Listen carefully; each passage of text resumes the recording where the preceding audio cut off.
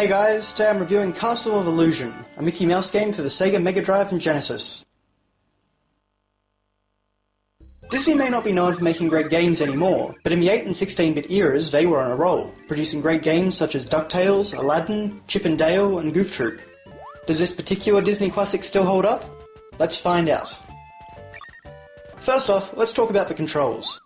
By default, the player can jump with the C button and throw an object with the A or B button. To perform a butt stomp, by far the most important technique in Mickey's arsenal, either press down on the D-pad whilst in mid-air, or simply tap the jump button again. If a player holds the jump button down while bouncing off an enemy, they will fly up into the air and reach heights unattainable with their normal jump. Mickey can also throw objects at smaller enemies by ducking. It's all very simple, but it works well, and fits comfortably under your hands. One important thing to note is that if you're playing the PAL version like I did, the jumping and movement feels very floaty. You get used to it pretty quickly, and it doesn't usually cause any problems, but it's nowhere near as smooth as the NTSC version.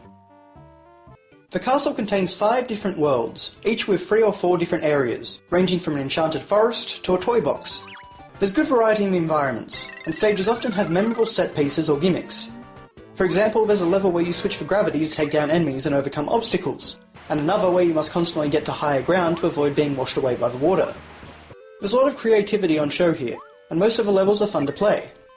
I say most because some can get a bit too cryptic and frustrating for their own good, such as the first area of Toyland where you are constantly climbing upwards to find a key, or the ruins where you have to make precarious jumps and leaps of faith over a bottomless pit. Still, the levels showcase good variety, both aesthetically and mechanically, and usually make great use of Mickey's abilities, particularly the butt stomp. There are a total of 6 bosses, and they are all pretty unique. Each one has their own pattern which must be learnt before you can defeat them, and conquering these foes is usually quite satisfying. The only problem I had was that some of the bosses have a little too much HP, particularly the first boss. It's not that he's difficult, it just gets really monotonous.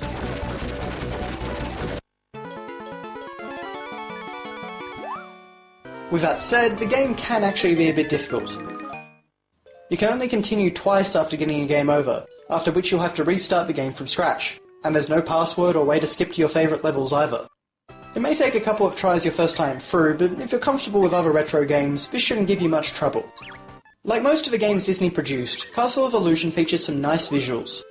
It's definitely not the best looking game on the system, but it has a nice colour palette, some solid animation, and gives off that Disney feel, from Mickey's idle animation to some of the enemies, which actually come from old Mickey Mouse cartoons. The musical score is solid and accompanies the gameplay well, but only a few songs stood out to me. This doesn't make it bad by any means, it just isn't one of those standout 16-bit soundtracks in my opinion. Castle of Illusion is a very solid and enjoyable platformer that I can definitely recommend to fans of the genre. It's got some rough spots, yes, but it more than makes up for them with its creativity and good mechanics. If you're looking for a platformer on the Mega Drive or Genesis that's not made by Sega, this is a good place to start. Castle of Illusion gets a 7.5 out of 10.